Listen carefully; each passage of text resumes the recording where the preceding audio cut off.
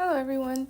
Thank you for viewing my presentation. My name is Dynasty Rich, and today I will be discussing an integrative approach to supporting new and expectant parents through the combination of federally funded home visiting and state-level paid parental leave. Through this presentation, my goal is to illustrate how these two policies can work together to strengthen family well-being, the evidence behind their effectiveness, and their development over time. So again, here's what I will be covering over the presentation: the policy overview, my key research findings, the history, my proposal to advance the policy, an advocacy plan, and a pamphlet, which was my call to action. Okay, what is it and why did I choose it? So, the Maternal, Infant, and Early Childhood Home Visiting Program, otherwise known as MIECHV, is a federally funded initiative that pairs trained professionals like nurses, social workers, and child development experts with expectant and new parents in their homes. You can think of this as a personalized coaching session, right? Happening right in the living room, tailored to help you navigate everything from safe sleep practices all the way to early literacy and family well-being. Then, on the financial side, there's the paid parental leave. So while the Federal Family and Medical Leave Act guarantees up to 12 weeks of job protection, it doesn't guarantee a paycheck, right? So that's where state programs step in. California led the way in 2004 with partial wage replacement, and now over a dozen states plus Washington, D.C. have picked up this policy as well. Together, these two policies address both the emotional and the very practical needs of new parents. So I chose this because in my previous placements, I've seen parents have to skip well child visits or struggle to stay engaged in home visiting programs simply because unpaid leave isn't an option, especially for, single parents. And so I feel like if we want families to succeed, we have to pair relationship-based support with economic security. So stitching these two strands together feels like the missing piece. So my key research findings. A 2020 integrative review found that the strongest predictor of family engagement in home visiting is the quality of the relationship between the parent and the home visitor. So it really boils down to trust and to consistency.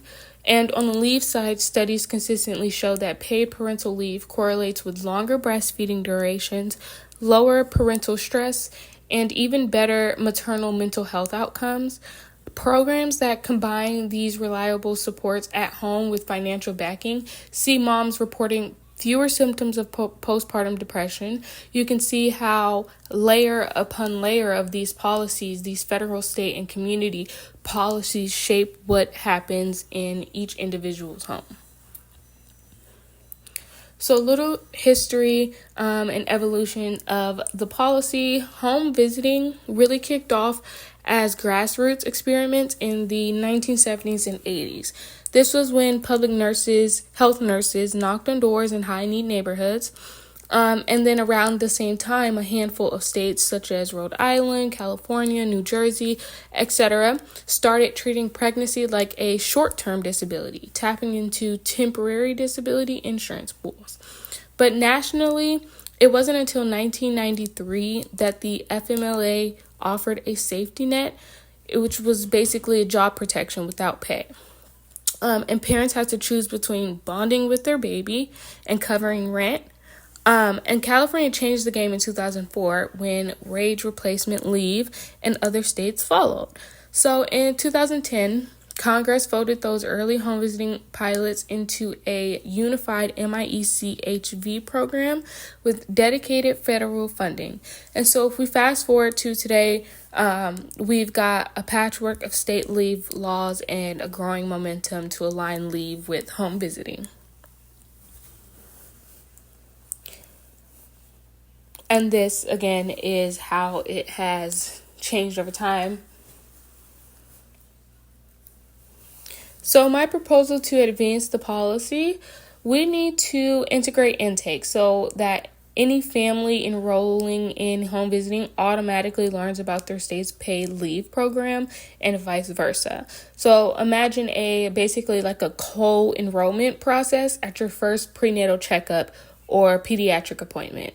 Then a data dashboard tracking enrollment, retention, and child development milestones so we can spot gaps and adapt quickly. We also could benefit from cross training, so equipping home visitors to help parents navigate leave applications and train HR departments to understand the unique needs of families in these programs.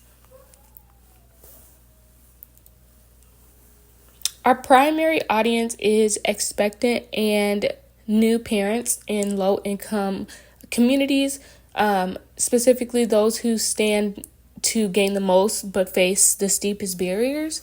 Second audience includes pediatricians, WIC staff, home visiting teams, and state legislators. So our tactics span workshops and webinars at clinics, the creation of family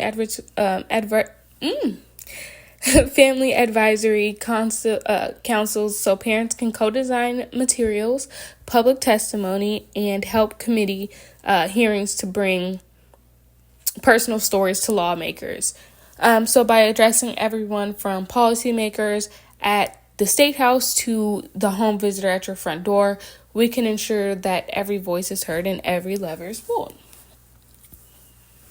So here you can see the pamphlet that I designed earlier in the course, and this allow me to introduce the final product. Okay, so this is the Home and Heart pamphlet. At the top, you'll see our vision, where we envision a world where every parent is empowered, every child is nurtured, and families build unbreakable bonds from the very first moment. So this pamphlet breaks down the what, why, and how of home visiting and paid leave using plain language, visual icons, and a prominent QR code that links to an interactive website with videos and state-specific guides. So basically, my call to action is simple. You connect with your home visitor or healthcare provider at your next appointment.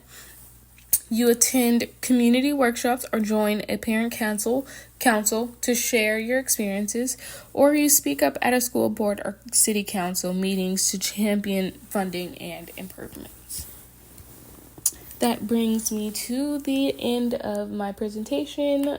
Thank you for watching, and let me know if you have any questions.